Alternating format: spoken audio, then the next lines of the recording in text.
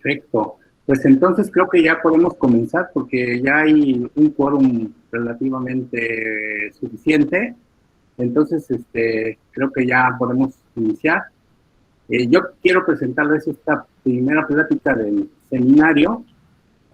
Quiero mencionarles que este seminario tiene como propósito el de explorar posibilidades de cooperación entre todos los participantes sobre el tema de inteligencia artificial, puesto que lo está promoviendo una asociación dedicada a este tema, una asociación estudiantil dedicada a este tema, que es la que nos convoca. Entonces, queremos explorar la posibilidad de establecer colaboraciones en este tema en áreas específicas. Una de ellas, la exploración. Entonces, voy a presentar el primer tema. Me tocó el honor de abrir este seminario y entonces voy a presentar el tema de las aplicaciones de la inteligencia artificial en la exploración geofísica. Y quiero mencionarles que estas aplicaciones de las cuales voy a hablar son en las que yo he participado. No quiere decir que estas sean las únicas que existan o que todo esté limitado a este tipo de aplicaciones. Pero yo quiero mencionar desde mi perspectiva personal la gran gama de posibilidades que tiene la inteligencia artificial en la exploración, y creo que con estos ejemplos que voy a mostrar, que son básicamente 3 en el área de exploración geofísica, voy a presentar las posibilidades de aplicación de la inteligencia artificial en problemas que son muy importantes en la exploración. Entonces, mi nombre es Carlos Ortiz Alemán, yo me dedico a la exploración geofísica desde hace más de 25 años, y básicamente he trabajado en la industria del petróleo y también en la exploración de geofísica con fines académicos, estudiando estructuras geológicas importantes, como por ejemplo el cráter de impacto de Chicxulub, que está en la península de Yucatán, la subducción de la placa de Cocos sobre la placa de Norteamérica, esto con fines de estimar el riesgo sísmico en México, y algunos otros problemas como los que voy a presentar aquí, que creo que van a ser de su interés. Bueno, entonces voy a ir comenzando. Deshabilité mi cámara porque a veces cuando he participado en otros seminarios, cuando está la cámara activa, la señal se entrecorta, quizá por la conexión de internet que no es tan buena. Entonces, previniendo ese problema, voy a desactivarla y voy a solamente enfocarme en la presentación. Bueno, entonces el contenido de la plática son los primeros temas, no se espanten. Los últimos 3 los voy a dejar para una posterior presentación, si es que existe la posibilidad.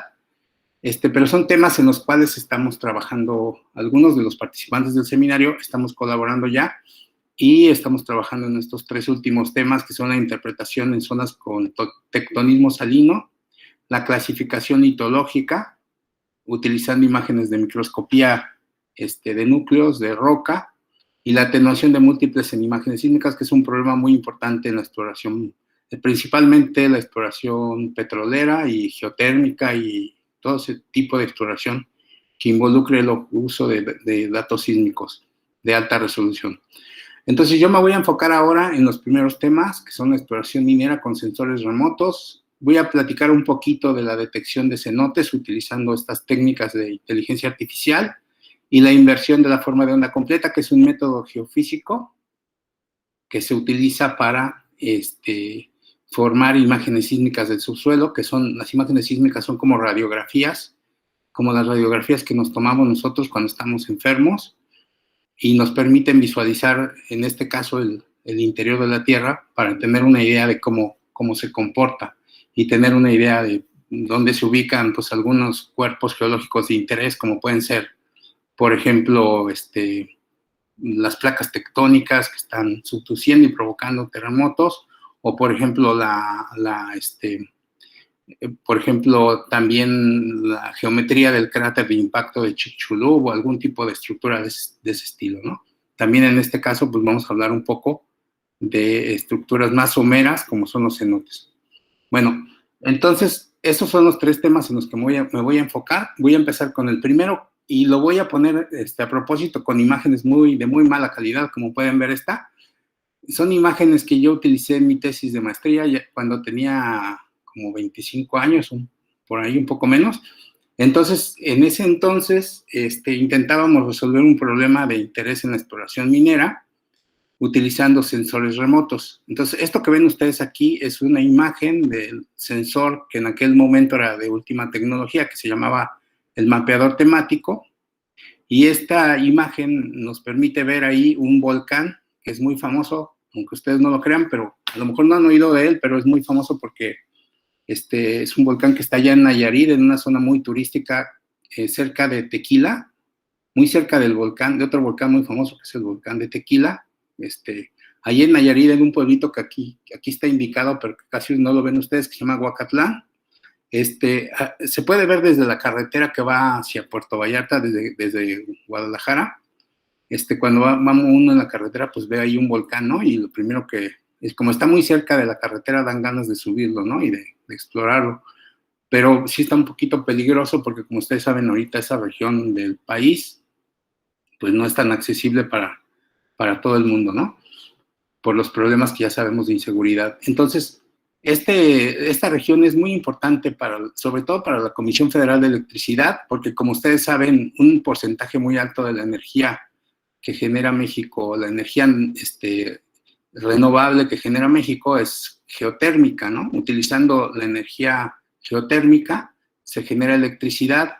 Entonces, este campo de Ceboruco es uno de los candidatos y principales para generar grandes cantidades de electricidad, y la CFE desde aquel entonces lo estaba explorando y ahora sigue explorando y ya tiene ahí ubicados pues algunos yacimientos que son muy importantes y que en el futuro van a permitir que nuestro país siga contando con mucha energía. Entonces, este pequeño volcán que se llama Ceboruco, pues, ahí donde dice Ceboruco, donde está la leyenda Ceboruco, aquí, se ve el cráter del volcán. Entonces es un volcán relativamente joven, está activo, y aquí a mí me tocó en esa época visitarlo con motivo de este trabajo, y entonces estuve mucho tiempo caminando aquí en las calderas del volcán y en las faldas. También desde ese entonces era un lugar medio inseguro, nos pasaron varios eventos así. Encontramos gente que se dedicaba al cultivo de cosas ilegales, entonces tuvimos algunos contratiempos ahí, pero era mucho más seguro que ahora, ¿no? Entonces, estuvimos caminando por toda la zona y vimos que aquí en esta zona hay muchas zonas mineras. Entonces hay mucha explotación, pues, artesanal, porque no son grandes mineras los que están explotando, sino personas de los poblados aledaños que se dedican a la minería y principalmente extraen oro y plata. Entonces, estos puntitos rojos que están aquí como triángulos, que se ven por acá, en toda la Sierra Guamúchil, sobre todo en la parte alta, y también por acá abajito creo que ya no se alcanza mucho a ver, pero también hay unos circulitos en las faldas de la sierra.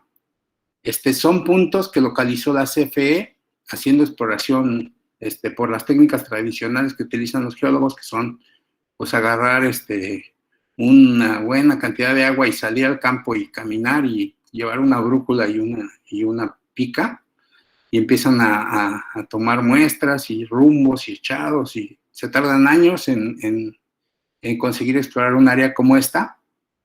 Y gracias a esa exploración descubrieron zonas en donde hay emanaciones hidrotermales. Estas emanaciones son principalmente fumarolas, manantiales, etcétera, que tienen la propiedad de que están muy calientes. El agua que sale de allí le miden la temperatura, y una temperatura ideal para un campo geotérmico pues es de 90 grados, 95.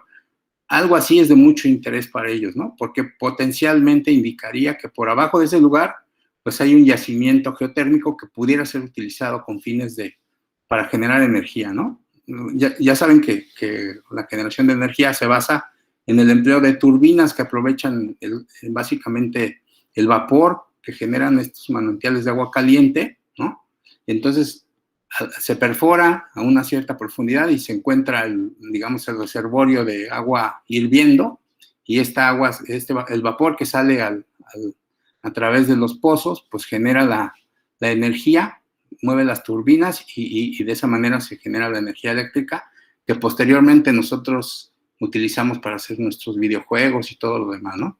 Y también en esta otra región, vean, aquí hay una barranca, en esta barranca que está en la parte norte, a un lado del Ceboruco, también hay otras fuentes hidrotermales que también fueron mapeadas por la gente de la CFE, y también aquí, en esta otra parte, y por acá, y en un área mucho más amplia. Si tuviera una imagen de un área mucho más amplia, pues habría más, ¿no? Pero nosotros en este trabajo nos enfocamos en el área más cercana al volcán, porque obviamente pues es el área de máximo interés, porque si allí está un volcán, pues quiere decir que las cámaras magmáticas y todo las fuentes de calor que estamos buscando, pues están justo por debajo de esa estructura, ¿no? Geológica. Entonces voy a continuar. El objetivo de este estudio entonces es ubicar zonas de alteración hidrotermal, particularmente las que producen fumarolas o fuentes de agua que tengan muy alta temperatura. Entonces, se utilizan las bandas del mapeador temático, que era un satélite que se ubica en una órbita geoestacionaria y tiene la propiedad que tiene obtiene imágenes en 7 bandas del espectro electromagnético, y tienen una resolución espacial de 30 metros, excepto la banda 6, que es en el infrarrojo térmico, que tiene una resolución de 120 metros, ligeramente más pobre, ¿no? En aquel entonces 30 metros era muy buena resolución.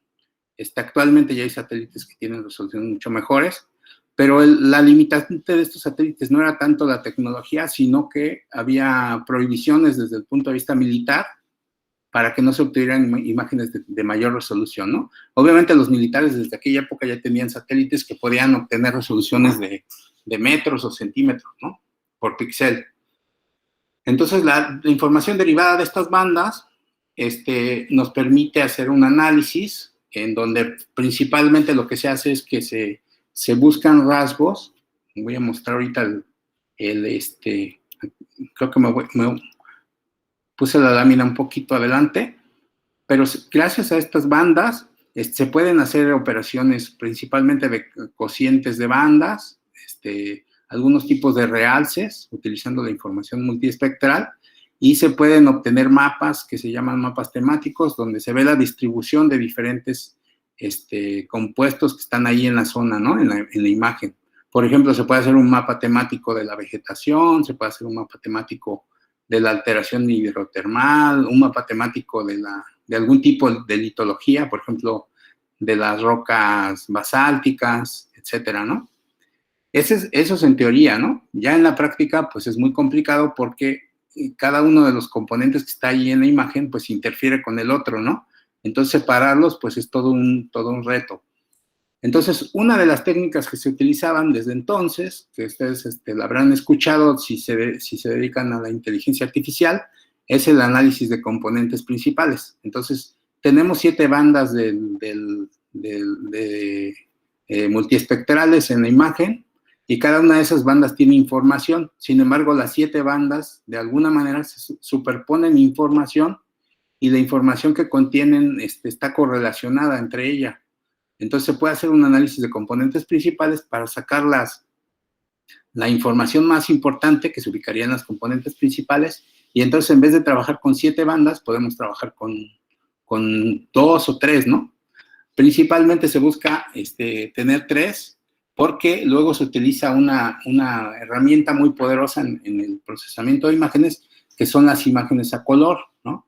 Como ustedes saben, las imágenes en tonos de gris, pues, son muy difíciles de interpretar para el ojo humano, porque tenemos muy poca sensibilidad a los niveles de gris, ¿no? Podemos discriminar, pues, no sé, 60, 80, ¿no?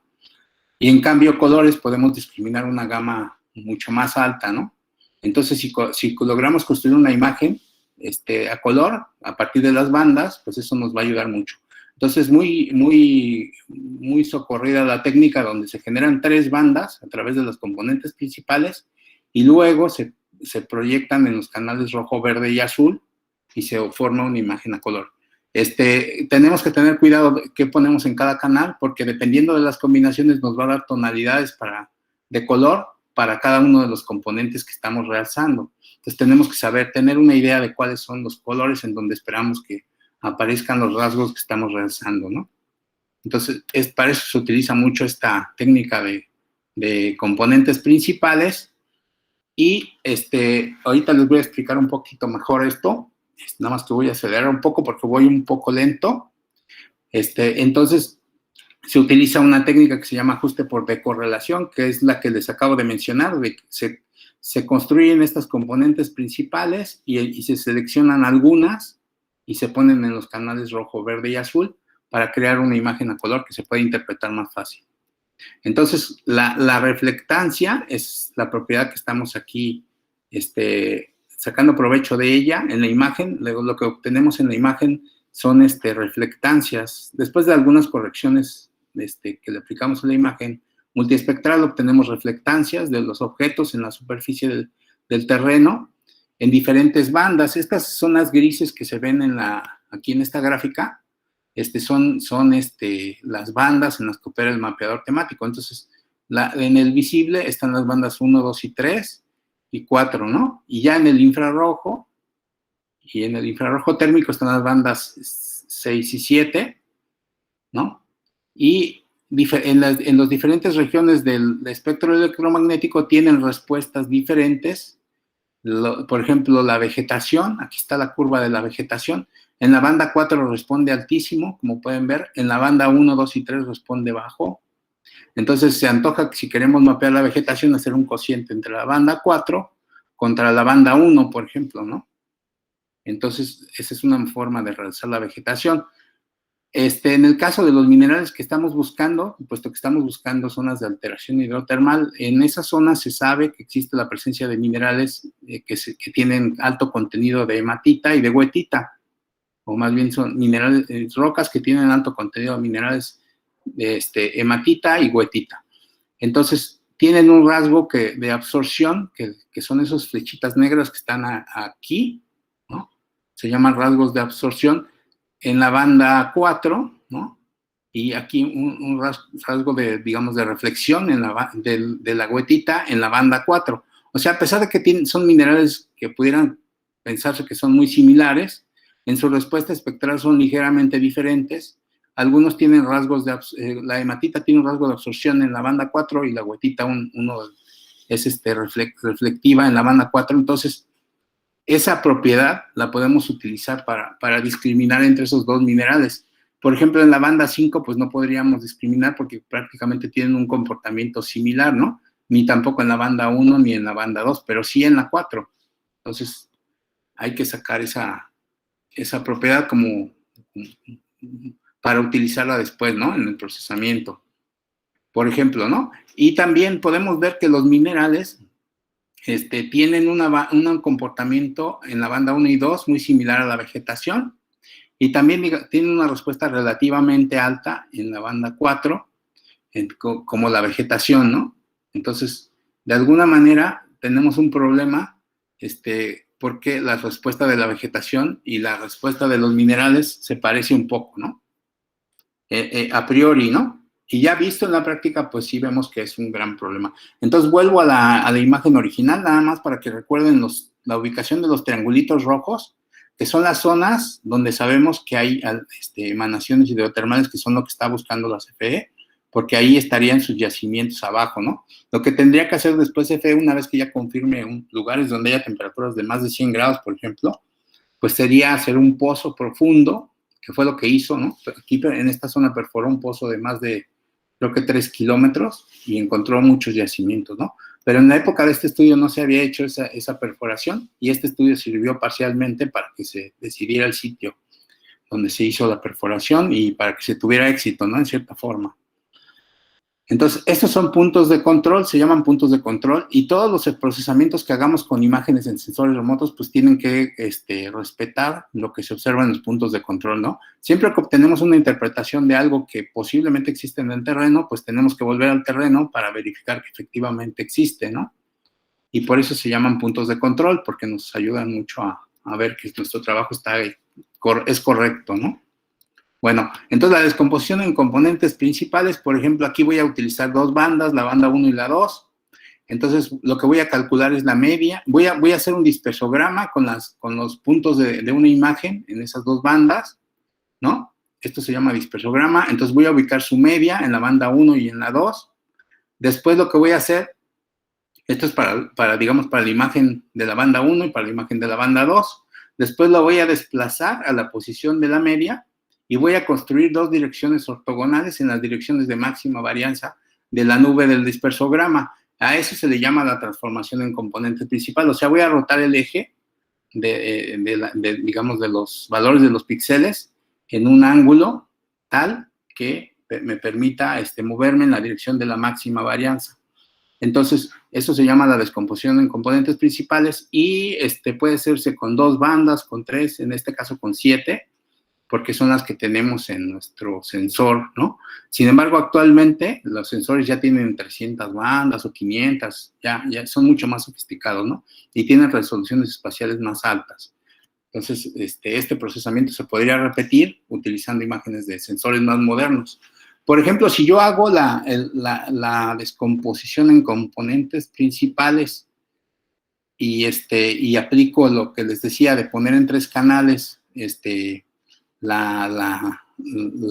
utilizar los canales donde yo presumo que está la alteración, y lo pongo eso en rojo, y pongo un grupo de minerales que presumo que está en la banda azul, que son los minerales que tienen contenido alto de sílice, y los pongo en el azul, entonces obtengo esta imagen, ¿no? Entonces esta imagen está muy bonita porque pues aquí hay zonas de alteración hidrotermales, se ven muy bonitas, pero tienen la desventaja de que no respetan los puntos de control, ¿no?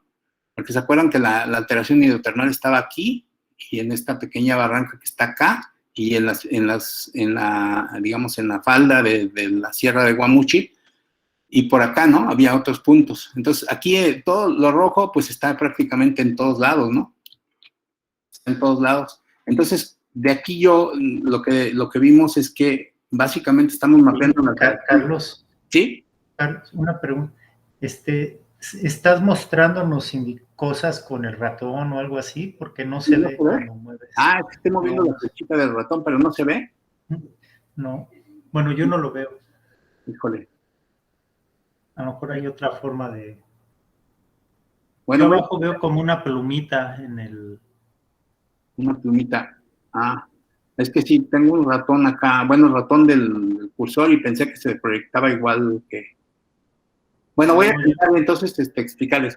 En la imagen hay zonas rojas que yo pensaría que son, debido a que puse allí en esa zona roja la componente donde estaba la alteración hidrotermal, que yo asumo que ahí está, entonces la puse en rojo, entonces pensaría que lo que es rojo es alteración hidrotermal, y pensaría que lo que es azul son rocas que tienen minerales con alto contenido de silicio, cuarzo, pero veo que, bueno, las rocas con alto contenido de cuarzo sí están ahí, ¿no?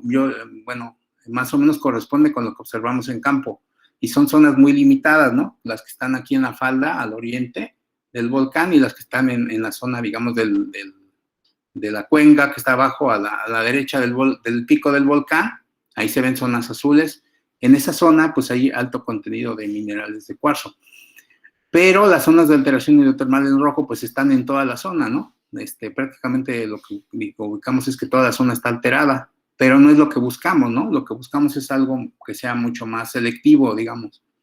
Entonces, eso nos hace pensar que lo que está respondiendo en la banda roja, pues es la vegetación, ¿no?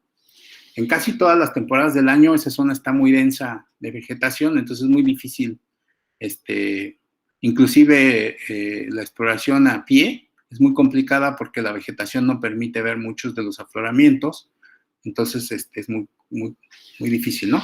Entonces lo que hicimos a continuación, aquí está otra perspectiva de lo mismo, entonces ve las zonas rojas son muy, muy abundantes, necesitamos algo más selectivo, ¿no?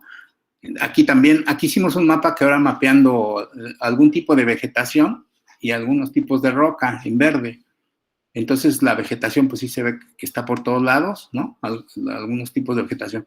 Entonces, y las zonas de alteración aquí las ponemos en amarillo, ¿no? Entonces, se ven un poquito más limitadas, pero también son demasiado grandes como para decirle a la CFE, mira, ahí está la zona que tienes que explorar, pues es muy grande, ¿no? No les ayudamos mucho. Entonces, lo que hacemos ahora es aplicar un proceso que se llama de descomposición de los píxeles. Se llama el modelo de desmezcla. Entonces, en este modelo de mezcla, suponemos que la imagen tiene diferentes materiales en la escena. Una es la vegetación verde, otra es la vegetación seca, otra es la caolinita, otra es la hematita, la huetita y el cuarzo. Obviamente en la escena hay muchos más elementos, pero nos interesan en particular estos 7. Y tenemos que elegir 7 porque vamos a formar un sistema de ecuaciones lineales simultáneas como los que formamos en álgebra de la universidad, y vamos a plantear 7 incógnitas que vamos a resolver a partir de 7 bandas multiespectrales. Entonces formamos un sistema de ecuaciones con 7 incógnitas, que son las abundancias de estos 7 elementos, y 7 datos, digamos que son las 7 imágenes que tenemos. Entonces hacemos un sistema de ecuaciones. En la actualidad, como les decía, las imágenes ya tienen 300 bandas o 500 bandas, entonces yo ya pondría construir mapas de abundancia de 300 o 500 elementos diferentes, ¿no? Entonces, pero para este estudio solo contábamos con 7, entonces pusimos estos elementos. Formamos un sistema de ecuaciones y este sistema de ecuaciones nos representó un modelo matemático de las abundancias relativas de los elementos, de estos 7 elementos en la escena, y lo resolvimos a través de un algoritmo evolutivo, ¿no? Que también es otra herramienta que se utiliza mucho en la inteligencia artificial, ¿no? Entonces, estoy hablando más de las aplicaciones que de los métodos, pero también el análisis de componentes principales es otra herramienta que se utiliza en la inteligencia artificial. Entonces, estoy hablando de, obviamente, los píxeles de la imagen, antes de aplicar este proceso, se tienen que corregir, porque como ustedes saben, lo que registra el sensor, que se ve aquí, el sensor se ve aquí en la parte superior de esta imagen, pues no solamente es las reflexiones de la luz, ¿no? Del rayo de luz que nos interesa, que es ese rayo E0, sino que también hay otro rayo ED, que son difracciones que ocurren en la atmósfera, que son el albedo, ¿no? Entonces hay que corregir por el albedo. Ese es un proceso, digamos, relativamente estándar en la percepción remota, y finalmente ya obtenemos unas imágenes que son reflectancias en vez de simplemente valores o tonos de gris, ¿no? Y fuimos al campo también para asegurarnos de que lo que estamos obteniendo en los mapas de abundancias tiene sentido. Fuimos a medir con un radiómetro espectral, fuimos a medir la reflectancia de cada uno de los elementos que queremos invertir en el modelo, ¿no? Entonces fuimos y medimos la reflectancia del cuarzo, que es prácticamente una constante, como se ve allá arriba, la huetita, la hematita, la vegetación seca, la vegetación verde, tienen diferente respuesta, ¿no? Aunque son vegetación ambas y posiblemente el mismo tipo, cuando están expuestas al sol y sufren sequedad, pues tienen una respuesta espectral diferente. Y también la caulinita, que es otro mineral arcilloso muy importante en las zonas de alteración hidrotermal. Entonces medimos todos estos, fue todo un experimento porque llevamos un radiómetro espectral, lo colgábamos a una cierta distancia, procurábamos que el ángulo sólido que captaba el radiómetro fuera más o menos similar al que tendría un sensor remoto hipotético que está, bueno, el del satélite. Entonces intentamos simular el experimento lo mejor posible para obtener una curva que fuera útil.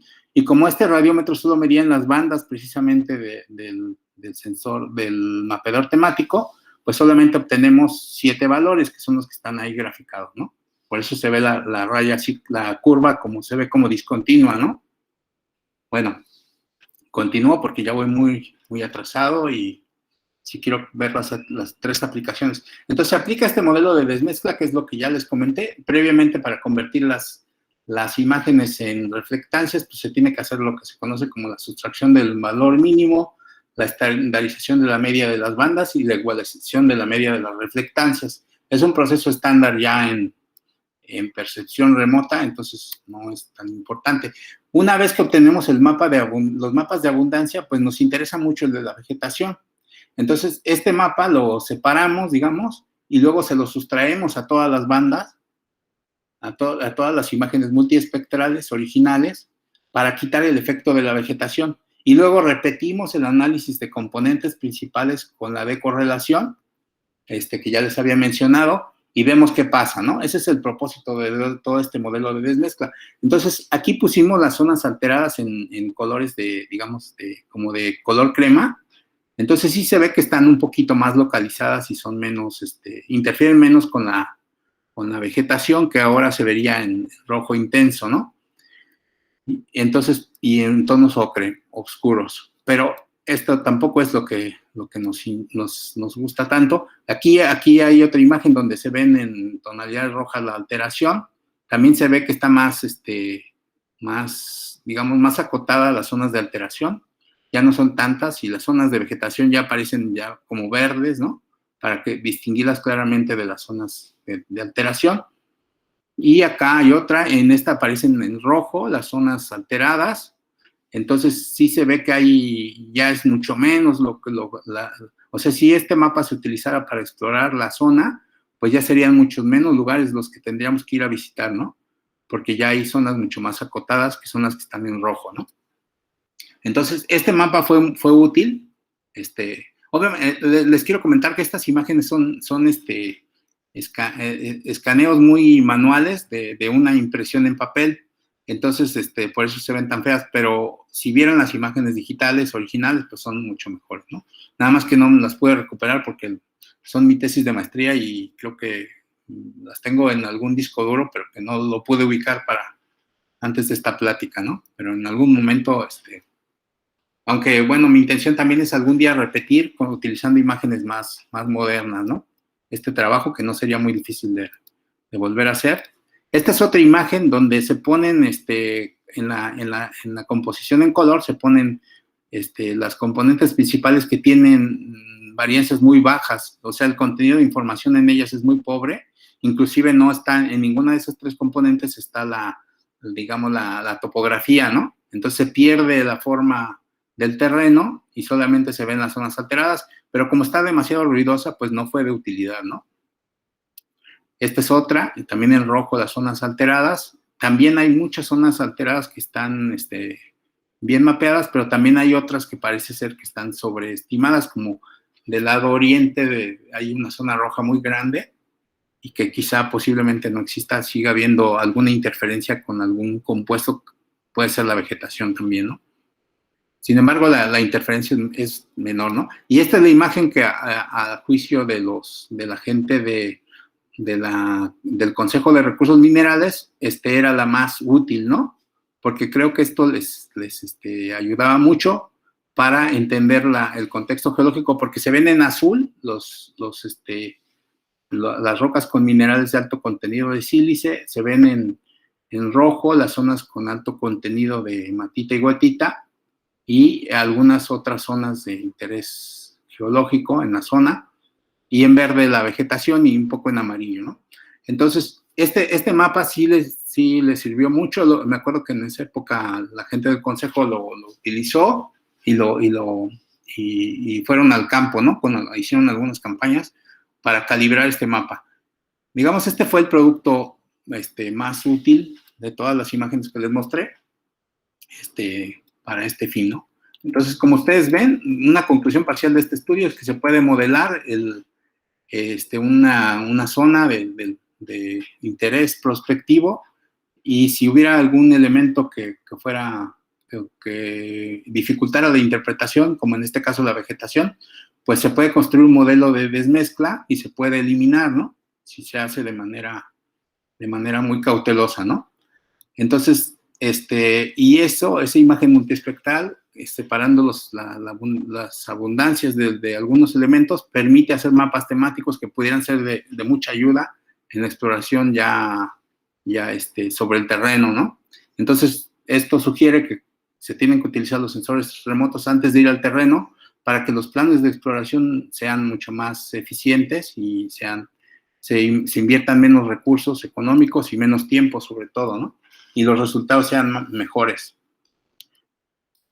Entonces, ahora voy a hablar de un segundo tema que es, como les mencionaba en el contenido de la plática al inicio, es la detección de cenotes.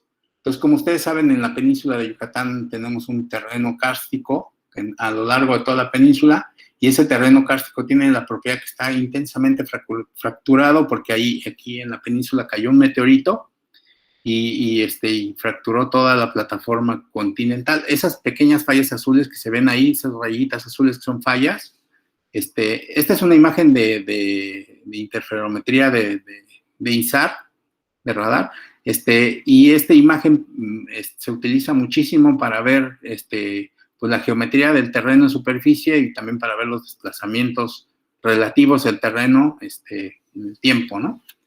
Pero ahorita para fines de lo utilizamos para ver el cráter de Chicxulub, que está aquí, ¿no? Y casualmente coincide con una especie de anillo de fallas y también de los rasgos que estamos en este caso buscando, que son los cenotes, ¿no? Ahorita les voy a mostrar, aquí está, ¿no? Entonces esta es una imagen de radar que tomó la NASA. En esta imagen se ve una pequeña depresión anular aquí, que es como un anillo, que está indicada ahí que dice proyección en superficie del borde del cráter de Chicxulub. Esa zona, ese anillo, es donde están ubicadas la mayor parte de los cenotes, que están aquí cerca de Yucatán, ¿no? En Yucatán.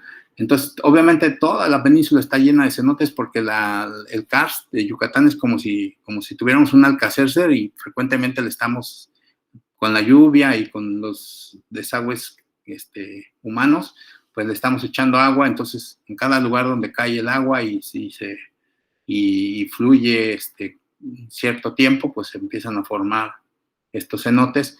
Entonces, en teoría, pues están por todos lados, ¿no? Sabemos que están en ese anillo porque pues es un anillo espectacular y es muy turístico y aparte muy, muy importante desde el punto de vista de la exploración geofísica porque fue uno de los indicios para descubrir el cráter de Chicxulub. Esta imagen de la derecha es un mapa de gravimetría en 1994, casi un poquito después del trabajo de exploración minera que les mostré. Fuimos a la península de Yucatán y medimos el campo gravimétrico y construimos este mapa. Originalmente había un mapa que hizo Pemex que tiene muchos de estos rasgos que se ven en el mapa de la derecha, pero le faltan alguna resolución, especialmente en el anillo de cenotes. Entonces hicimos varios levantamientos y pudimos definir mejor ese anillo y otros anillos internos que están entre la ciudad de Mérida y la ciudad de Progreso, ¿no? Hicimos un levantamiento y medimos durante 5 meses, algo así, y obtuvimos un montón de datos adicionales y construimos este mapa. Posteriormente le superpusimos esos puntitos blancos, que son los cenotes, y obtuvimos este mapa que fue espectacular y lo publicamos y obtuvimos cierto reconocimiento por eso, por haber descubierto este hecho de que existe un nexo genético entre el límite exterior del cráter y el anillo de cenotes, ¿no? Están exactamente superpuestos. Entonces, ahora el problema es que estos cenotes se forman en todos lados y queremos saber en dónde se van a formar para prevenir algunos riesgos que están asociados con ellos, ¿no? Entonces, existe tecnología en muchas partes del mundo. Yo estoy aquí mostrando una imagen de España, en donde se ha utilizado la tecnología GPS y LIDAR para hacer modelos de elevación del terreno y para medir el desplazamiento del terreno. En zonas donde hay alto desplazamiento, pues se presume que son zonas inestables y son zonas donde se podría formar un cenote, ¿no? Si aparte de esta evidencia del desplazamiento alto, observamos rasgos superficiales como la presencia de zonas oscuras que tienen una geometría como de un círculo, como las que se ven ahí a la izquierda en la figura, pues ya podemos suponer que ahí puede haber un candidato para hacer cenote, ¿no? Entonces, esta es otra imagen donde se formó creo que fue en la Florida, se formó un cenote en media carretera. Esto pasa también en Yucatán, en Quintana Roo, en muchos lugares de México. Pues en Puebla, ¿no? Recientemente se formó un megacenote ahí. Entonces pasa en muchos lugares y es muy importante detectarlo con tiempo para prevenir pues, accidentes muy grandes, ¿no? Entonces se utiliza la tecnología LIDAR, como les digo, y se utiliza principalmente cuando ya ubicamos una dolina que está activa, la podemos monitorear para ver cómo se está deformando y intentar pronosticar cuándo va a colapsar, ¿no? Otra tecnología que se utiliza, pues, son los drones, ¿no? Y se les montan sensores remotos como los que yo les mencionaba en la plática, en la sección anterior de esta plática, y, por ejemplo, se les puede montar una cámara infrarroja. Esto lo hacen en China, por ejemplo, creo que esta imagen la tomé de un artículo de unos chinos, y ellos ubican los drones utilizando la cámara infrarroja. Esos puntos negros que se ven a la derecha, pues son zonas donde se están formando los cenotes, ¿no? Entonces, digamos, estos cenotes, estas detecciones son de cenotes que ya están, o ya se formaron, o están ya digamos, yo estoy hablando de ya se formaron cuando se colapsa el techo del cenote y ya quedan expuestos en superficie. Entonces, en este caso, estos cenotes ya están a punto de quedar expuestos o ya están expuestos, ¿no? Entonces, ellos utilizan esta técnica. También se utiliza la microgravimetría. Esta es una imagen de un estudio que hicimos nosotros, en donde hicimos microgravimetría. Entonces, en todos los lugares donde hay un mínimo, pues hay un cenote, ¿no? Lo podemos corroborar porque podemos usar tecnologías como el radar. Esta es la misma zona, esa línea blanca que está aquí, es la zona donde se midió con radar y se ve que en esos lugares verdes, a más o menos entre 2 y 5 metros de profundidad, existen ya cavidades que eventualmente se van a provocar el colapso de la superficie del terreno y se van a formar cenotes, ¿no? Entonces, una vez que ya sabemos en dónde buscar, pues existen técnicas con las cuales podemos visualizar los cenotes. Pero primero, como en el caso de la minería, no podemos explorar toda el área, tenemos que limitarnos a una región en particular. Entonces, queremos desarrollar un proyecto en el cual se tomen imágenes con drones, con algún tipo de sensor, tal vez un sensor multiespectral, la UNAM tiene varios, y se tomen imágenes. Por ejemplo, aquí está la vía del tren, donde va a pasar el Tren Maya, ¿no? Entonces, tenemos aquí, podemos hacer imágenes, a partir de estas imágenes determinar zonas donde pudiera haber presencia de cenotes buscando con sensores infrarrojos, como los chinos, y una vez que ya los detectamos, pues medir gravimetría, como se ve aquí en la izquierda en la curva, que se ve casi muy tenue, y ya con los mínimos de la gravimetría podemos saber que ahí existe un cenote, ¿no? Y ya lo podemos explorar con alguna técnica mucho más, entonces podemos hacer imágenes con drones de extensiones muy grandes de terreno, como las que se ven aquí. Después ubicar zonas, en esta imagen de dron que se ve aquí, se ve mucha vegetación, pero también se ven unas zonas blancas, no sé si las alcancen a ver, al ladito de la vía, ¿no? Esas zonas blancas ya son zonas de debilidad, en donde las calizas ya están muy degradadas y están próximas a colapsar, ¿no? Y ahí hay cenotes. ¿Cómo lo sabemos? Bueno, porque ya las caminamos y todo, y las vimos con detalle, y también hicimos gravimetría en esos lugares y vimos que efectivamente existen la firma geofísica de los cenotes, existe ahí, ¿no? Entonces se puede hacer en muchos lugares, pero el primer reconocimiento tiene que ser a través de sensores remotos montados en un dispositivo móvil. Posteriormente, ya cuando se ubiquen, pues ya se pueden aplicar técnicas tomográficas como esta, la tomografía sísmica, la tomografía eléctrica a la derecha, que son técnicas ya muy establecidas, ¿no? O también se puede utilizar un método que se llama la inversión de la forma de onda completa, utilizando datos sísmicos inclusive de ruido sísmico, ¿no? Entonces, ese método ahorita voy a hablar de él, entonces me voy a brincar esta lámina. Y también, si tenemos ya la certeza de que hay un cenote, pues le podemos poner como un policía para que lo esté vigilando. Y el policía del cenote sería un piezómetro, que es un instrumento que se utiliza para medir el flujo de agua vertical. Se utiliza mucho para muchas aplicaciones de hidrología, para ver la calidad del agua, etcétera, la recarga de los acuíferos, etcétera. Entonces, ese tipo de instrumentos se pueden meter en ese cenote o en esa zona que es candidata a la formación de un cenote, y se puede ver el flujo vertical de agua. Cuando ese flujo sea muy alto, entonces el cenote va a colapsar ya de manera inminente, ¿no? Entonces eso puede servir como un sistema de alarma para monitorear los cenotes a un costo relativamente bajo. Entonces, ahora voy a hablar del trabajo que hemos hecho nosotros, que es, bueno, como les decía, también a tomar datos geofísicos en zonas con cenotes para ver cuáles son las técnicas ideales para identificarlos y de costo más bajo. Pero también hemos hecho trabajo con el CIMAT, principalmente para ubicar cenotes. Entonces, utilizando imágenes de satélite multiespectrales, como las que les mostré en la aplicación minera, se pueden obtener algunos patrones que son asociados a cenotes como estos que están aquí. En el caso de cenotes que tienen agua, que están rellenos de agua, pues su respuesta es muy clara y se pueden determinar de manera muy fácil. No es tan complejo. Se pueden utilizar técnicas, el CIMAT junto con nosotros en una colaboración que hicimos hace como 3 años. Utilizamos técnicas de análisis de componentes principales para obtener eigencenotes que fueran como huellas digitales que vamos a buscar en el terreno para localizar cenotes y que nos permitieran con cierta fiabilidad ubicar los cenotes en el terreno, en imágenes muy grandes, ¿no? De toda la península de Yucatán, determinar cuánto y contarlos sobre todo, ¿no? Para saber cuántos hay, ¿no? Entonces, en el caso de cenotes que no tienen agua, pues se complica mucho más la identificación, como el que está abajo en la gráfica de la izquierda, pues es muy complicado de identificarlo. Sin embargo, el sistema que desarrolló el CIMAT nos permite obtener el grado de circularidad, nos permite obtener el centroide del cenote y su convexidad, concavidad, bueno, convexidad creo que le llamaron ellos a un parámetro. Entonces, con esos parámetros podemos, de manera probabilística, decir, este rasgo tiene una posibilidad de tanto por ciento de ser un cenote.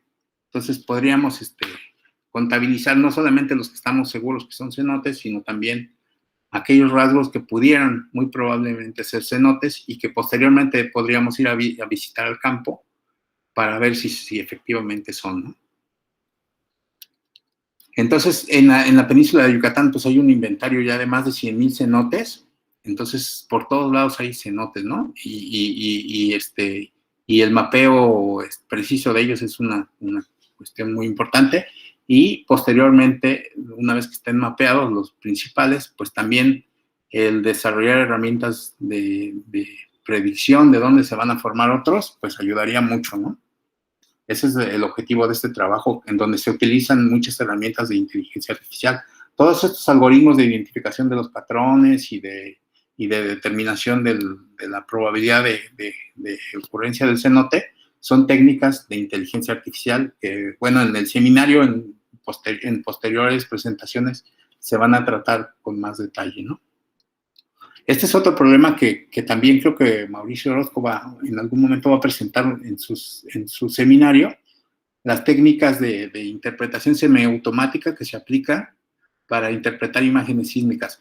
Entonces, las imágenes sísmicas del terreno con el método sísmico suelen ser muy buenas como radiografías, pero cuando hay ciertos cuerpos geológicos complicados como la sal, las imágenes se complican muchísimo, ¿no? Entonces hay que desarrollar algoritmos que tienen que mejorar la imagen y permitir ver por abajo de esos cuerpos de sal. Entonces, a la izquierda se ve un cuerpo de sal, donde no se ve nada por abajo de él, y a la derecha se ve el cuerpo de sal y se ven algunos reflectores en la parte inferior.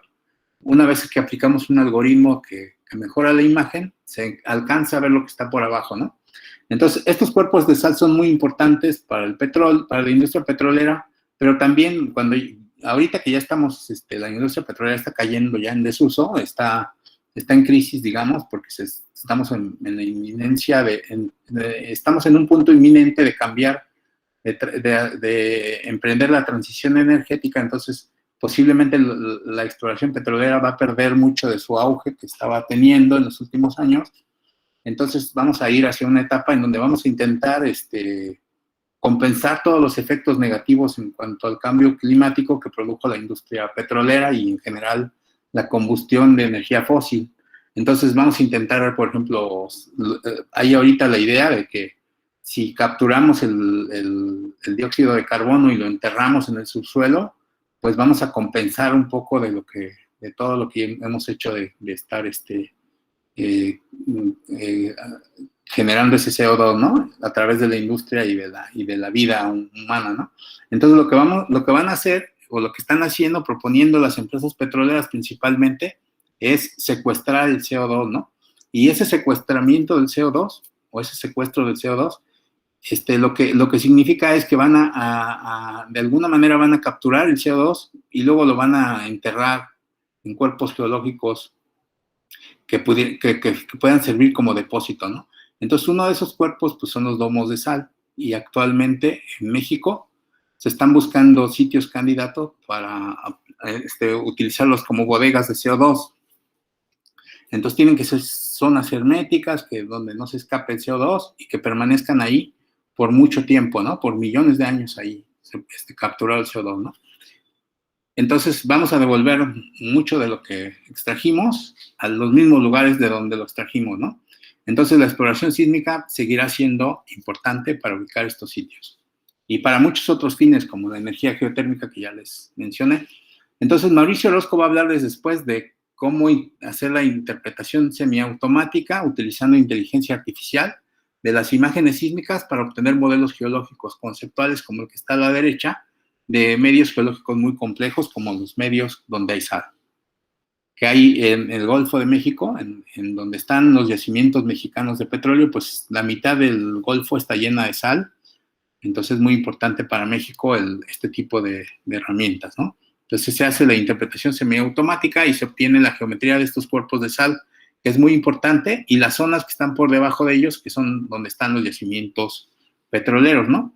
No sé si han visto, pero las compañías privadas, recientemente varias de ellas están encontrando muchos yacimientos nuevos, muy grandes, en la zona de lo que se conoce como la cuenca salina del Golfo.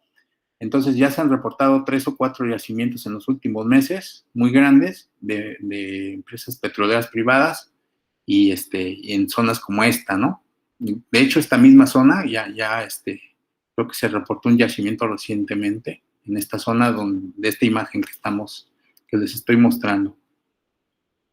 Entonces se hace la interpretación semiautomática utilizando, lo puede hacer un geólogo, pero se tarda muchísimo entonces la idea es apoyar al geólogo para que un algoritmo computacional obtenga la interpretación y el geólogo simplemente la valide, ¿no? Entonces, para construir las imágenes sísmicas también se utiliza un algoritmo complejo, ¿no? El algoritmo ideal, que todos quisiéramos y que estamos buscando desde hace mucho tiempo los geofísicos, es lo que se llama la inversión de la forma de onda completa. Ese algoritmo lo que propone es que se construyan imágenes sísmicas con un mecanismo que ahorita les voy a explicar, pero que se haga de manera automática, que simplemente nosotros le demos los datos sísmicos al programa, le demos algún tipo de información inicial muy básica acerca de la densidad y de la velocidad en la zona de estudio, y que el algoritmo solito, a través de muchas iteraciones, obtenga la geología del subsuelo, ¿no? Y no la dé ya lista, para que nosotros nada más digamos, pues aquí está el yacimiento, perforemos y saquemos no sé, en este caso el petróleo, o el vapor que necesitamos en un campo geotérmico, o algún tipo de yacimiento de, no sé, un acuífero o algo que estemos buscando, ¿no? O un cenote, como les mencionaba, ¿no? Entonces, ese es el ideal, pero obviamente llevamos este algoritmo de la inversión de onda completa fue propuesto por Tarantola en los años 80, quizá, un poco antes. Entonces llevamos pues ya muchos años buscándolo y todavía no llegamos a él. Nos estamos aproximando, pero todavía no llegamos a él, ¿no? Entonces, una alternativa que pudiera lograrse en un plazo más corto, pues es hacer como una especie de inversión de forma de onda, pero asistida, utilizando inteligencia artificial.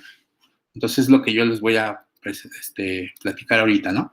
Entonces, hay un tipo un algoritmo de construcción de imágenes sísmicas que se llama la migración sísmica en tiempo, migración reversa en tiempo, en donde la imagen sísmica se va construyendo de manera gradual. Entonces, si ustedes ven la ventana de la izquierda, donde están 3 imágenes, la de más arriba es la primera imagen que se obtiene en la primera iteración del algoritmo. luego se obtiene una segunda, una tercera, una cuarta, una quinta, una sexta, séptima, etcétera. Pero como ustedes van, si ven con detalle las imágenes, en cada una de ellas se van obteniendo rasgos del subsuelo mejores aproximaciones de la geometría del subsuelo, ¿no? En la primera imagen de la izquierda hasta arriba, pues no se ve nada más que el fondo del mar. Se ve una liniecilla ahí, en la parte superior de la imagen, que es el fondo del mar, ¿no? En la parte en la segunda imagen se ve el fondo del mar más un horizonte abajo, que pudiera ser el primer horizonte geológico por abajo del fondo del mar, ¿no?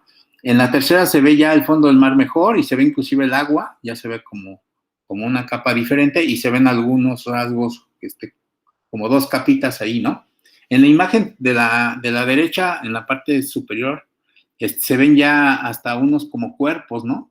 Cuerpos ahí, aparte del fondo del mar, y abajo de esos cuerpos ya se ven algunos reflectores, ¿no? Algunos reflejos. En la siguiente imagen ya se ven más reflejos, y en la imagen que sigue, la sexta, la que está en la parte inferior de la imagen de la derecha, pues ahí ya se ven hasta cuerpos geológicos muy bien formados, ¿no? Entonces, el proceso de construcción de las imágenes es un proceso gradual, iterativo, donde primero se interpreta el primer horizonte, que sería el fondo del mar, después se interpreta el siguiente, luego si hay cuerpos de sal, se interpretan esos cuerpos de sal, después algún horizonte que está por abajo de los cuerpos de sal, y después el basamento, que es en la imagen de la derecha, de la más inferior. El basamento es ese cuerpo oscuro que se ve como unas montañas, ¿no? Ese es el basamento, y ahí es donde es el horizonte, el último horizonte de interés en la exploración, ¿no? Entonces se van construyendo las imágenes a través de estos algoritmos, y esos algoritmos implican procesamiento a través de un algoritmo computacional. Ese procesamiento se llama migración, y también etapas intermedias de interpretación, porque la ubicación de esos horizontes que les estoy señalando, que se van consiguiendo en iteraciones sucesivas, lo va haciendo un geólogo experto, ¿no? Entonces ahorita les voy a mostrar cómo. Por ejemplo, aquí están las mismas imágenes, ¿no? Entonces lo que hace el geólogo es que el geofísico procesa y obtiene una imagen de la migración, que sería la imagen de la izquierda de la parte superior, ¿no? Es la primera. Entonces llega el geólogo y con su lápiz morado le pone la línea al fondo del mar. ¿Sí la ven? Ahí está una línea morada. Ese es el fondo del mar en la imagen superior izquierda. Todo lo que está abajo no nos interesa porque sabemos que estamos en una etapa inicial del proceso y que no podemos aspirar a obtener mucha información en estas primeras iteraciones, ¿no?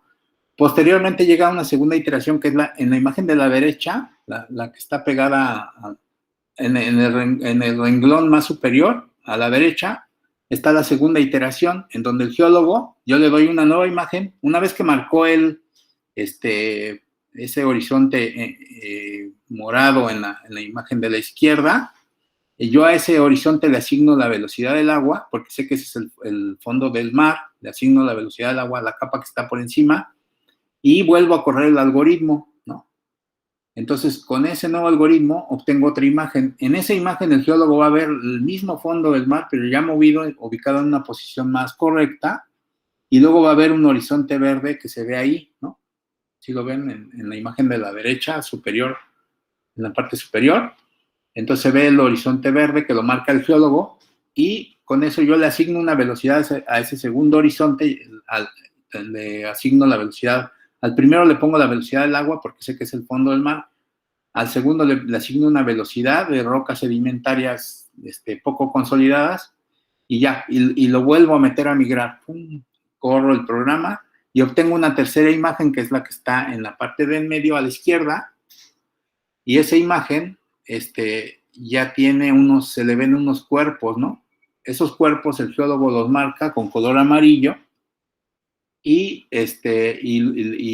me dice, esos cuerpos pueden ser cuerpos de sal. Entonces yo les asigno la velocidad de sal, y vuelvo a construir otra imagen con los dos horizontes anteriores y con estos cuerpos de sal, y itero y obtengo otra imagen, ¿no? Que es la que está abajo. Por abajo de esa imagen de la izquierda en medio, abajo hay otra imagen que se obtuvo después de haber asignado la velocidad de la sal en esos colores, en esos cuerpos amarillos, ¿no? Y se obtiene la imagen que está abajo. En la industria generalmente se toma una decisión, como yo no sé en dónde terminan esos cuerpos de sal, solo los veo muy difusamente, entonces los inundo de sal, le llaman inundar, hacer unas montañas de sal como las que se ven en medio, en la imagen de en medio a la derecha.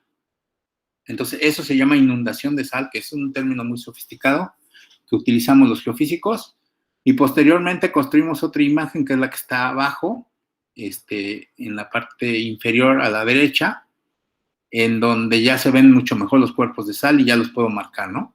Y no solo se ven esos cuerpos, sino que también se ve un horizonte abajo, que sería el basamento, y algunos horizontes que están entre la sal y el basamento. Entonces, esta es la manera como se construyen los algoritmos, digo, las imágenes sísmicas en un proceso iterativo y se van mejorando. Este es el modelo de velocidades que yo voy construyendo para alimentar al algoritmo y crear las imágenes. Entonces, simplemente yo voy asignando velocidades a cada capa. La velocidad azul es muy baja, es la del agua, y luego las velocidades se van haciendo más grandes y se van volviendo rojas, ¿no?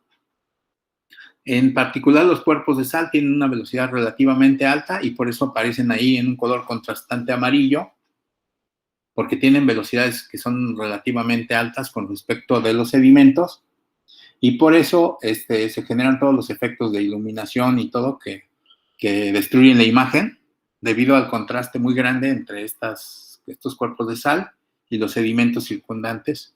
Producen un efecto óptico muy de blanqueo de la imagen, ¿no? Entonces, por eso no se ven bien. Sin embargo, si yo aplico un algoritmo de migración poderoso como que se llama migración reversa en tiempo, por eso se llama RTM, entonces puedo lidiar con esos problemas, ¿no? Entonces, la idea es, en cada etapa de construcción de la imagen, yo voy a determinar un horizonte, ¿no? Si yo le aplicara a la imagen una serie de filtros, por ejemplo, un filtro laplaciano y el filtro de Sobel, que son dos filtros que se utilizan en reconocimiento de patrones, en procesamiento de imágenes, o sea, en inteligencia artificial, y luego les hiciera una especie de adelgazamiento, alguna técnica para aislar los reflectores, conseguiría interpretar los reflectores sucesivos en la imagen, ¿no? Y podría ir construyendo ese modelo geológico que construye el geólogo a través de las iteraciones del método, ¿no? Entonces podría yo, en la primera iteración, interpretar el fondo del mar utilizando estos algoritmos de Laplaciano y Sobel, ¿no? Interpretar el fondo del mar, asignarle la velocidad de agua. Después migrar, obtener la imagen e interpretar el segundo horizonte, ¿no? Asignar velocidad y volver a correr el programa de migración. Después ubicar la cima de los cuerpos de sal y hacer la inundación y volver a correr, etcétera, hasta obtener la imagen sísmica sin necesidad de que el geólogo interprete, ¿no? Esto lo podría hacer un programa de computadora. Entonces, este tema de crear un algoritmo de inversión de forma de onda completa utilizando inteligencia artificial es un tema actual, investigación actual, y que se podría atacar muy fácil, como yo les estoy mencionando, ¿no? Utilizando los mismos algoritmos que utilizamos en la identificación de los cenotes, por ejemplo, pero ahora para identificar rasgos geológicos que son cuerpos de sal y construir los modelos de velocidad que posteriormente, o sea, estos modelos que posteriormente se van a meter al algoritmo de migración, ¿no? Y que este algoritmo funcione de manera automática hasta obtener la imagen final.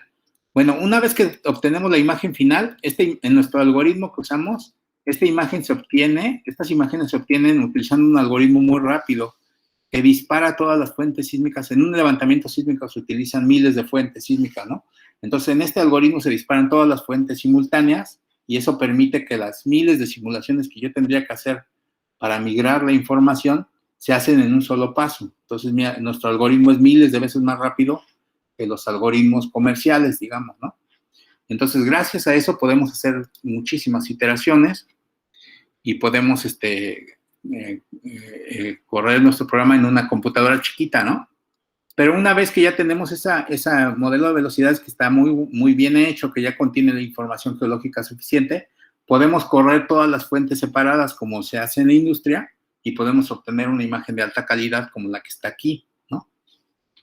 Entonces, la importancia de las imágenes sísmicas pues es innegable porque nos permite explorar el subsuelo en todos los lugares de México, ¿no? Por ejemplo, esta es la imagen que recientemente obtuvimos con este mismo algoritmo RTM en la zona de Yucatán, donde está el cráter de Chicxulub. Este es un perfil que se llama el perfil AA1, que cruza el cráter. Abajo, en la parte, se ve una anomalía gravimétrica circular. Entonces, ahí dentro hay una línea que dice Chicxa 1. Es esta línea sísmica, por ahí pasa esta línea, y esta imagen es como una radiografía del cráter. En la parte roja se puede ver el relleno sedimentario del cráter y las litologías de impacto, y en la parte profunda la deformación cortical intensa que dio origen al cráter, ¿no? Entre ella el levantamiento de la corteza profunda que se ve ahí en azul, y la deformación en una zona como color mamey, ¿no? Todas las rocas están deformadas, ¿no? Hubo rocas que subieron desde la corteza profunda y se ubicaron casi hasta dentro a menos de 10 kilómetros de profundidad en la corteza superior, ¿no? Entonces, y todas las rocas de los flancos, si las vemos con detenimiento, están muy fracturadas y plegadas, ¿no? Entonces, eso en superficie, pues da origen a toda la plataforma de Yucatán que esté toda cuarteada, ¿no? Como se ve en una de las imágenes de radar que les mostré al principio, ¿no? Entonces, básicamente eso es lo que yo quería mostrar hoy, algunas aplicaciones de la inteligencia artificial en problemas de mucho interés científico y de la industria.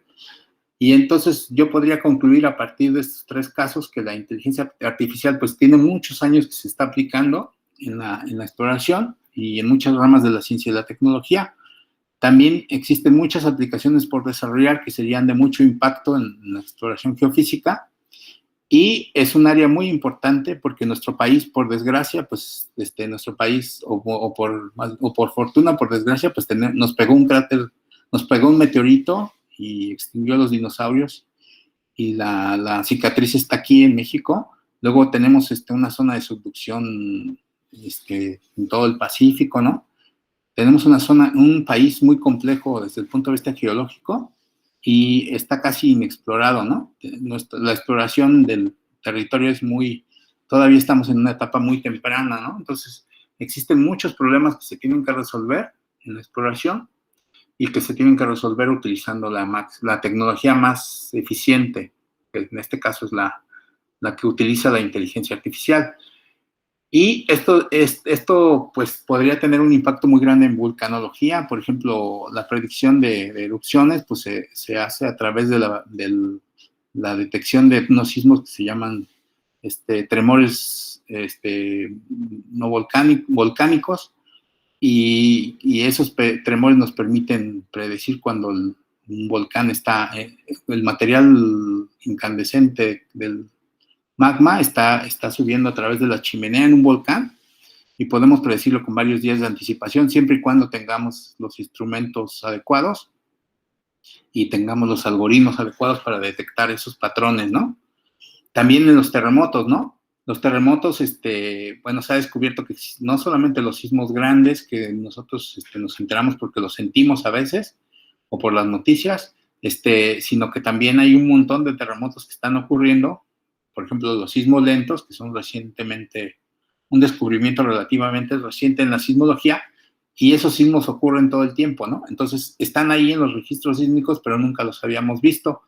Entonces, utilizando algoritmos de inteligencia artificial, se están encontrando estos sismos de manera automática. Se está buscando en los catálogos sísmicos de todo el mundo a lo largo de más de 100 años, y se están encontrando sismos de este tipo, ¿no?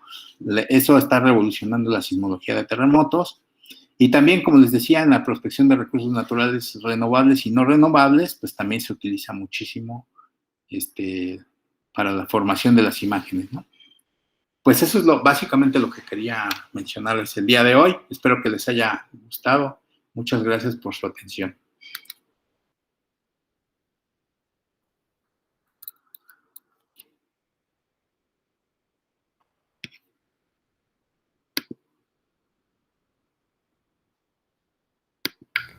Bueno, si tienen alguna pregunta que hacerle al doctor Carlos sobre la presentación.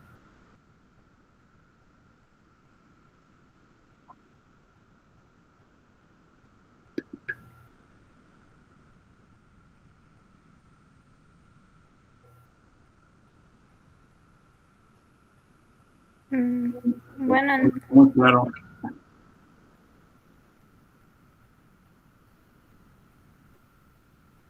si no tienen ninguna pregunta, entonces, pues, muchísimas gracias, doctor, por la presentación que ha realizado. No, realmente con esta presentación, pues, nos abre un poco al debate acerca de las aplicaciones en que se puede pues, aplicar la inteligencia artificial en la geociencia. Esto pues, va a ser, este seminario se van a componer por otras presentaciones más en el transcurso de este año. Creo que habíamos acordado que iban a ser 2 presentaciones más. Y bueno, además quería pues hacerle llegar al doctor Carlos pues un certificado por su participación. Pero voy a... Una pregunta. No, bueno, adelante. ok. Es en relación, bueno, similar a la aplicación de los cenotes, por ser digamos, cercano, un tema cercano, que es básicamente los acuíferos. En cierta forma veo proximidad en la aplicación. No sé, obviamente no en la segmentación, sino básicamente sería a identificar esos elementos que nos ayuden a delimitar o algo así sería, o identificar zonas con potencial acuífero. Si conoce alguna aplicación en este sentido o investigación que se esté realizando que me pueda un poco aterrizar las ideas. Sí, creo que se ha hecho ya alguna investigación en Yucatán. Bueno, en otras partes del mundo también, ¿no? Pero en Yucatán en particular existen trabajos de Mario Rebollero Vieira, que es un investigador que se dedica al estudio del cráter de Chicxulub, pero también creo que trabajó en el CICI. Y él estudió, utilizando tomografía eléctrica, estudió 2 cenotes, un área del anillo de cenotes, y vio que estaban conectados a través de un túnel. Entonces, utilizando este tipo de herramientas geofísicas de detección del cenote en superficie y luego de delimitación de la geometría de los cenotes y de los canales que los unen, pues se puede tener una idea mucho mejor de cómo fluye el agua subterránea, cómo se comporta, sobre todo en zonas donde hay alta intensidad de formación de cenotes, ¿no? Y se puede estudiar los acuíferos de una manera más integral, ¿no? Sí, en mi caso yo estaba, digamos, pensando en el asunto, integrar un poco las fallas, los lineamientos magnéticos, aspectos gravimétricos también, para acotar más la pendiente, aspectos geomorfológicos. Entonces estoy ahí básicamente haciendo un listado de variables e intentando acomodar la más clave en orden de importancia para luego ver qué tipo de algoritmos me pueden ayudar a acotar un poco más y aterrizar en las ideas, ¿no? Claro, y todos los métodos ayudan, ¿no? Por ejemplo, la magnetometría para el mapeo de fallas, pues es muy útil, es si se tienen datos de suficiente resolución, pues se pueden hacer muy buenos mapas de fallas, y integrarlos todos, pues ayuda más aún, ¿no? Se obtienen resultados mucho más, fuertes, ¿no? Mucho más robustos. Entonces, sí, bueno, aquí en Yucatán creo que hay ya grupos que están trabajando en la integración de diferentes tipos de datos para estudiar acuíferos utilizando geofísica. Y ya hay algunos resultados, ¿no? Y creo que sí es muy prometedor porque eso va a permitir ver pues los acuíferos ya como elementos geológicos más complejos, ¿no? Y no porque generalmente cuando uno estudia un acuífero, pues utiliza una herramienta de modelado que solamente, básicamente pensamos que el acuífero es no confinado, que el flujo del agua es muy simple, ¿no? Y por ejemplo en Yucatán, pues sabemos que el anillo de cenotes es un sistema acuífero que está conectado, ¿no? Que hay un flujo a través del anillo y que el agua fluye a través de cavernas y estas cavernas tienen geometrías muy complicadas, ¿no? Y que se extienden a lo largo de kilómetros y que hay interacción entre el agua salada y el agua dulce y hay un montón de procesos que ocurren que apenas estamos imaginando y que pues con estas herramientas se podría estudiar mucho mejor, ¿no? Claro. Igual esa aplicación de los cenotes donde usa la segmentación, por ejemplo, en la zona de, no sé si ubica el río San Pedro en la frontera tabasqueña con Guatemala. Sí. Es un río binacional. Sí, sí, sí. En ese río, desde obviamente su nacimiento en Guatemala, se forman por procesos de concentración de carbonatos, precipitación de carbonatos, tufas, en una especie de diques en todo el río, y hay alrededor de 30 o 40 diques desde que nace en Guatemala hasta más o menos la altura de Reforma o Balancán, no sé si ubica el municipio de Balancán, donde Tenosique, Balancán, ahí en Tabasco. Sí, he pasado por ahí. Entonces, en toda esa zona se forman una especie de diques de puros carbonatos y creo que esta técnica de segmentación puede dar frutos para identificar esa especie de barreras naturales que se forman en el río y tratar de, en cierta forma, quizás evaluar un poco la dinámica temporal, ¿no? Espacio-temporal de la misma. Sí, pues la idea del seminario es precisamente esa de compartir este conocimiento y buscar áreas de colaboración donde podamos pues atacar ese tipo de problemas, y si existe ya una problemática identificada ahí en esa zona, sería muy interesante intentar pues, trabajar juntos para entender mejor, ¿no? Sí, sí. Gracias. Con todo gusto yo pues podríamos platicar con más detalle y ver las posibilidades de colaboración en ese tema, ¿no? De estudiar el acuífero ahí en la zona de la frontera entre Tabasco y Guatemala. Sí, muchas gracias. Sí, gracias a usted. Hola, Carlos. Gracias por la presentación. Una pregunta rápida, nada más de curiosidad. Del último tema que nos mostraste, cuando hablas de los datos sísmicos, ¿son preapilados o ya apilados? No es una curiosidad. Generalmente se trabaja con datos preapilados porque los datos apilados ya caen, digamos que ya, cuando si la imagen sísmica que se obtiene con datos apilados es mala, es muy difícil corregir los problemas con los datos ya apilados, ¿no? O sea, es mejor trabajar con toda la información disponible que está en los datos preapilados. Pero si ya están apilados, también se puede utilizar y también da algunos beneficios, ¿no? Okay. Se puede con ambos tipos. Oye, también una duda más, de curiosidad que tengo desde hace tiempo. Cuando hablas de los datos preapilados, ¿tienes alguna preferencia en la dimensión del bin? O sea, de cuántas trazas por gather hay. No, podemos utilizar cualquier cantidad. Entre más trazas haya disponible, mejor. Ok. Sí. Ok, gracias. No, pues está muy interesante. Obviamente cuando el volumen de datos es muy grande, pues el algoritmo es mucho más lento, ¿no? Y más... Sí, claro. Pero entiendo que tú haces esto en una computadora, digamos, de tamaño casero, ¿no? No de proporciones muy grandes. En perfiles sí, pero ya en cubos y todo eso, pues sí se requiere un clúster o una computadora muy grande. Claro, por el tiempo, ¿no? Más que nada. Sí. por el tiempo de cómputo. Sí, no les comenté, pero en la industria petrolera un proyecto de migración puede durar más o menos en promedio un año, ¿no?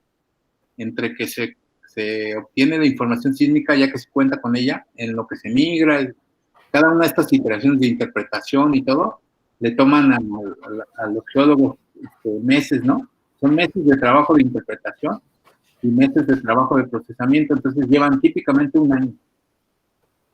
Y entonces sí, ya había oído eso también. Ajá. Es un tiempo enorme y también el costo, ¿no? Es muy alto el costo de este procesamiento. Sí. Oye, y aprovechando que ya estaba aquí preguntando en el tema que hablabas de los componentes principales o en la de los cenotes, ¿no? Que sacabas los eigencenotes. ¿Han probado con otras técnicas para reducción de dimensionalidad o de extracción de características? Sí, con algunas otras,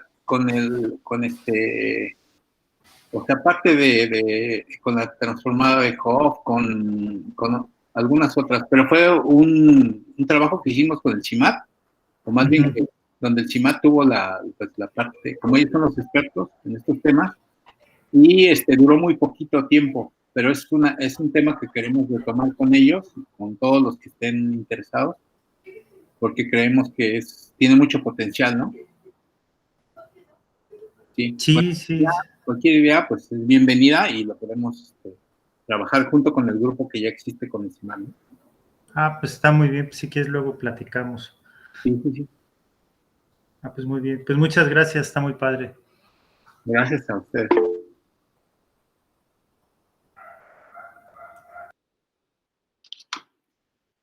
Acá Jorge Hernández del Poli, muy interesante tu plática.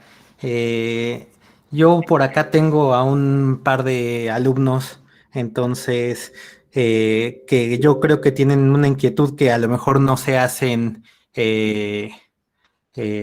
se animan a preguntar, ¿no? Y es dentro de este mundo de temas y de aplicaciones, sin irnos a cosas muy densas como un full waveform inversion o algo, o una RTM, que dentro de todo este tipo de aplicaciones, ¿qué les puedes como sugerir algo que esté a nivel de licenciatura si les gustaría entrarle a esto, ya sea como un servicio social o como una tesis de este nivel?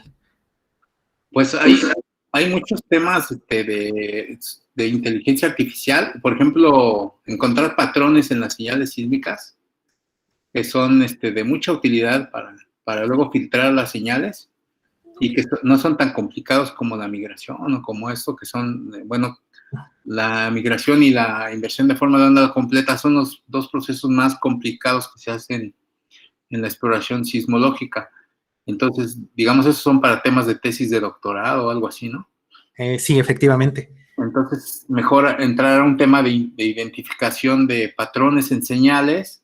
Por ejemplo, ayer atendí un seminario de un sismólogo y él comentaba que él estaba localizando unos sismos en el catálogo sísmico del servicio sismológico, utilizando una técnica que se llama de template matching, que es una técnica de inteligencia artificial, ¿no? Entonces, esa técnica es relativamente simple, digamos, y se puede aplicar en una tesis de licenciatura, creo. Y Así se podrían buscar rasgos en sismogramas de exploración o bien en sismogramas de terremotos, ¿no? Que también tienen son muy interesantes. Efectivamente, a ver si alguien de aquí se anima y si sí, pues no sé si te podamos contactar y ya platicar alguna posibilidad. Claro que sí. Y formar un grupo, porque también sería muy interesante formar grupos multidisciplinarios para tener las diferentes ópticas en cada problema, ¿no? Efectivamente. Bueno, pues muchas gracias y te repito, muy interesante y muy bonita la plática. Gracias. Gracias. Igual en ese sentido, hay un mundo de trabajo en el tema de la reducción del ruido, tanto en datos gravimétricos, magnéticos y climáticos también, que aunque no lo hemos visto del todo, pero es un tema transversal al menos en el tema agua, ¿no? Sí, claro que sí. También creo que sería muy interesante, ¿no? Si ustedes se animaran en el seminario a presentar y plantear los problemas, tal vez podríamos nosotros ya empapándonos más del problema, pues proponer algún tipo de colaboración para intentar resolver pues, ese tipo de problemas. Sí, eso es una excelente propuesta, de hecho, y les invito a los demás a que se unan a apoyar esta propuesta que realizas, ¿no? Que sin duda puede servir en cierta forma de diálogo e intercambio y lluvia de ideas, en cierta forma, y que todos nos sintamos en confianza de poner los problemas en la mesa, ¿no? Y ya entre todos sacar a camino las ideas. Sí, y eso creo que nos va a ayudar mucho a todos porque a veces uno está muy aislado, ¿no? Bueno, yo desde que llegué a Yucatán siento que estoy un poco aislado, entonces también este seminario la idea es encontrar algunos colaboradores para poder trabajar y tener mejores resultados, ¿no?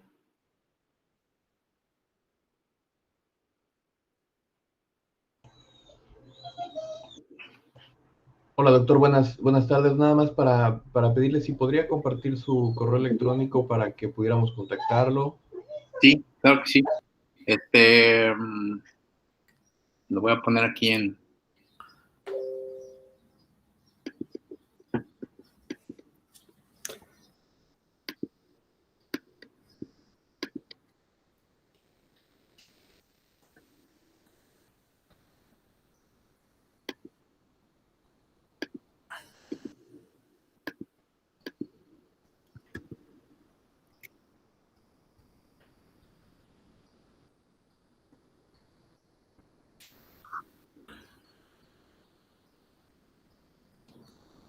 Ahí está.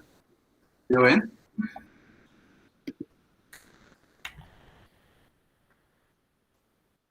carloso@unam.mx.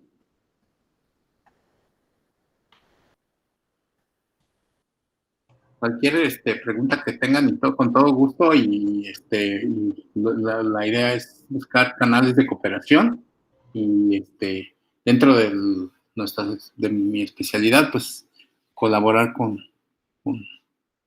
con la mayor cantidad de investigadores y estudiantes posible, ¿no?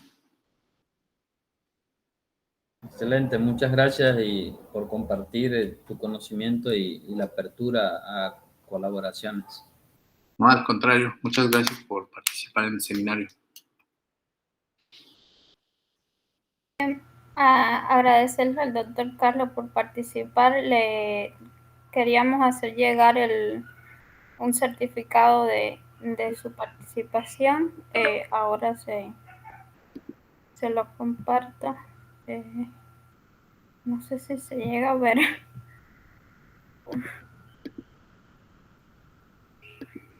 No. No.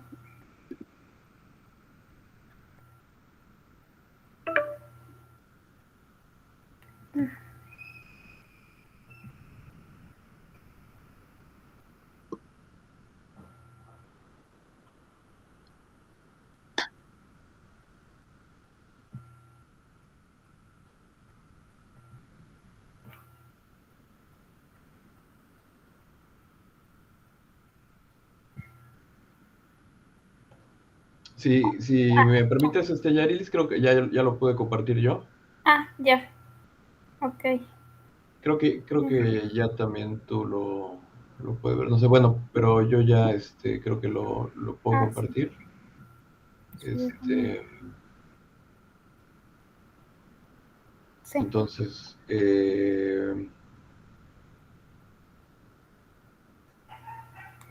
aquí le hacemos llegar pues el certificado de participación al doctor Carlos y agradecerle por propiciar el debate y de futuras colaboraciones en este tema también. Muchas gracias. Bueno, si no tienen otras preguntas, creo que ya daremos por concluida la reunión de esta sesión de seminario, y bueno, reiterarles que van a haber otras sesiones en este año. Igual las estaremos difundiendo por los mismos medios. Creo que habíamos quedado de acuerdo que iban a haber 2 sesiones más en este año, y creo que el año próximo también.